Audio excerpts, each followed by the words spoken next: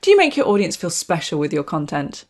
Whether it's prospects or customers, you can use marketing technology and a few systems to make them feel a bit more cared about. When they do, they're more likely to recommend you, to talk about you, and to use you. So what examples have I got for you?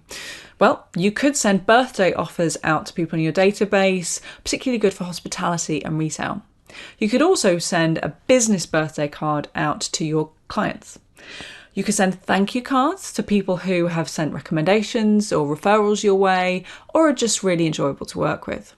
You could also check in with people on the anniversary of any project finishing up, and you can send an email series that only activates if someone clicks on a particular link with more information on a subject.